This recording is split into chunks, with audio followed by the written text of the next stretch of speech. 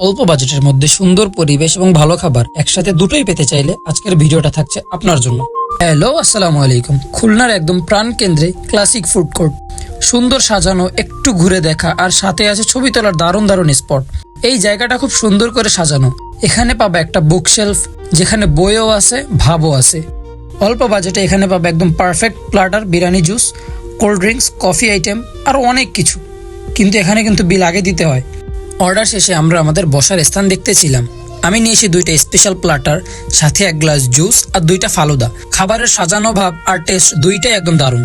বন্ধুদের সাথে গল্প, মজার খাবার আর সুন্দর পরিবেশ সব মিলে ক্লাসিক ফুড কোর্ট খুলনাতে আসলে একবার ঘুরে যাওয়া চাই।